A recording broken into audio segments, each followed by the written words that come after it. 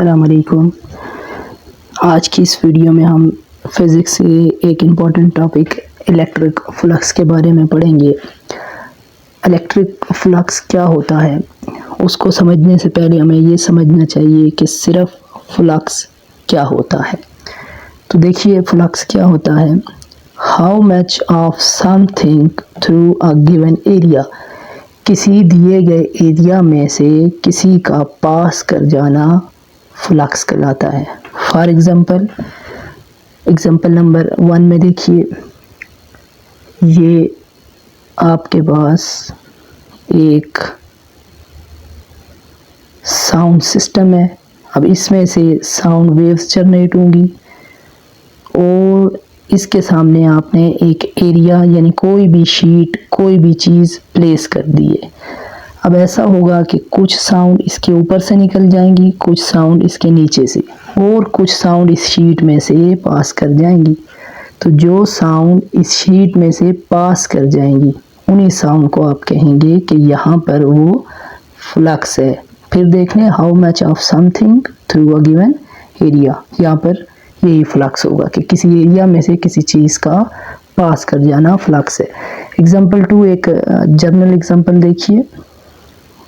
Let's suppose ये एक door है, दरवाज़ा है, और इस दरवाजे में से एक ही वक्त में कुछ आदमी इंटर होना चाहते हैं। लेट्स सपोज 3 आदमी इंटर होना चाहते हैं।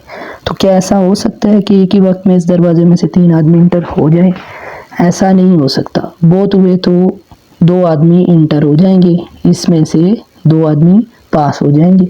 इस दरवाजे का भी कोई यूनिट एरिया होगा और इसमें से जितने आदमी पास कर गए यहाँ पर वही फ्लक्स होगा।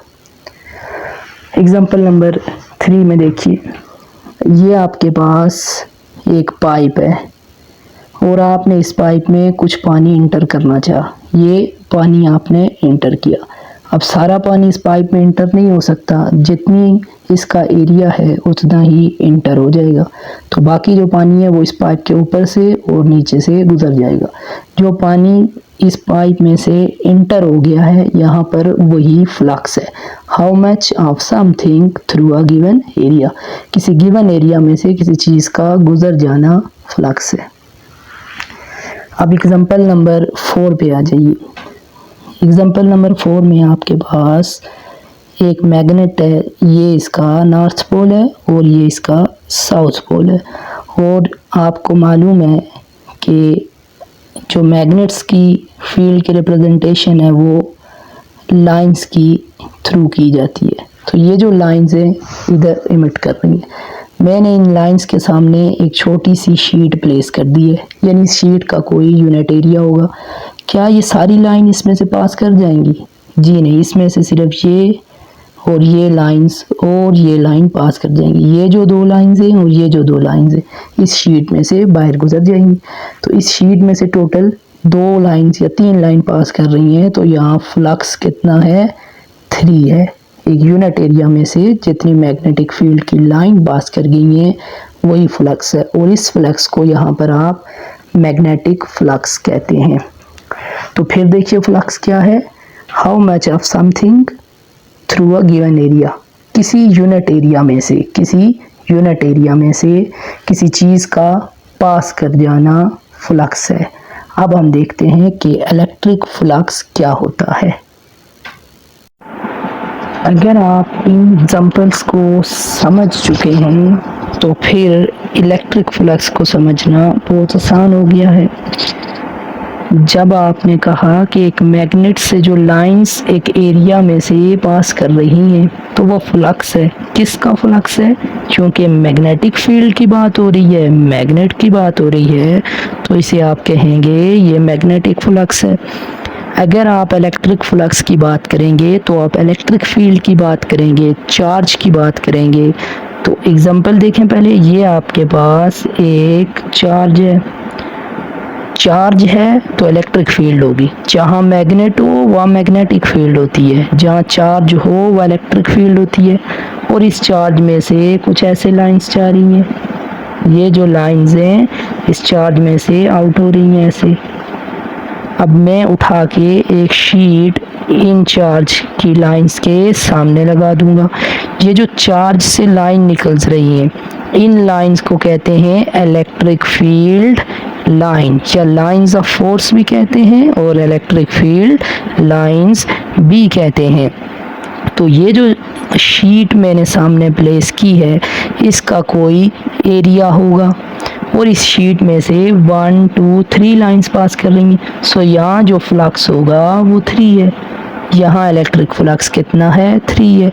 जितनी लाइंस, इलेक्ट्रिक लाइंस किसी एरिया में से पास कर जाएं वही फ्लक्स है, और यही इसकी डेफिनेशन लिखी जाएगी। Number of electric field lines, number of electric field lines passing through the unit area is known as electric flux। जितनी लाइंस एरिया में से पास करेंगी, वही लाइंस जो एरिया में से पास करेंगी, जो बाहर से निकल जाएंगी वो काउंट नहीं होंगी। जो लाइंस एरिया में से पास करेंगी, इन्हीं लाइंस को इलेक्ट्रिक फ्लक्स कहेंगे। सो सिंबल क्या है इलेक्ट्रिक फ्लक्स का? ये ग्रीक लेटर है, इसको फाई पढ़ा जाएगा और इसके साथ ई लिखा है, क्योंकि इलेक्ट्रिक फ्लक्स की बात हो रही है। हम यहाँ एम लिखते जब मैग्नेटिक फ्लक्स की बात होती। सो फार्मूला क्या है? Electric flux is equal to E A. Electric flux E क्या है? इस चार्ज की वजह से जो इलेक्ट्रिक फील्ड क्रिएट होगी वो होगी ई। ए क्या है? ये जो इस चार्ज के सामने शीट रखी है, एरिया रखा है, इस शीट का जो एरिया है वो ए है, और दोनों के दरमियान डॉट प्रोडक्ट है।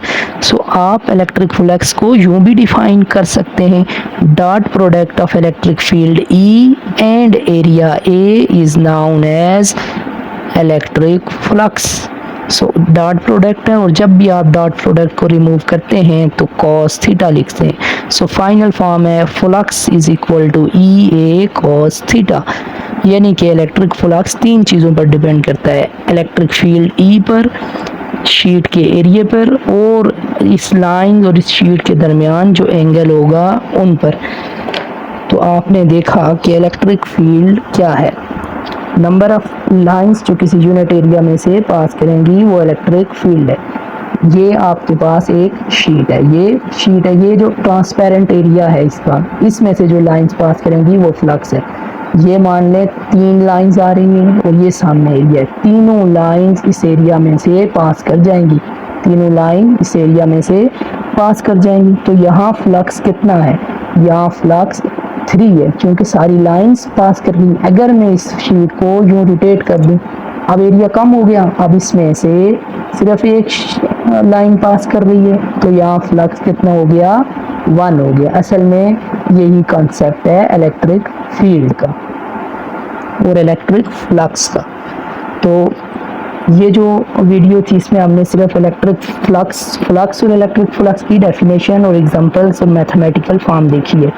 अभी ये यूनिट क्या होती है इलेक्ट्रिक फ्लक्स की? क्योंकि फ्लक्स ई डॉट ए है और इलेक्ट्रिक फील्ड की जो यूनिट है वो है न्यूटन कॉलम इनवर्स, और एरिया की यूनिट है metre square. So electric flux की यूनिट है newton C inverse M square. तो इंशाल्लाह अगले 2 पार्ट्स में हम इस इलेक्ट्रिक फ्लक्स के पूरे टॉपिक को कवर कर लेंगे। इसके बाद हम अगली वीडियो में ये टॉपिक देखेंगे कि इलेक्ट्रिक फ्लक्स किन चीज़ों पर डिपेंड करता है। इलेक्ट्रिक फ्लक्स 3 चीज़ों पर, ई, ए और एंगल पर डिपेंड करता है, ई, ए और थीटा पर, और इनको हम डिटेल में एक्सप्लेन भी करेंगे। उसके बाद तीसरे पार्ट में हम ये देखेंगे कि ये जो इलेक्ट्रिक फ्लक्स है ये कब मैक्सिमम होगा, कब मिनिमम होगा। तो इस वीडियो में इतना ही। वीडियो देखने के लिए शुक्रिया।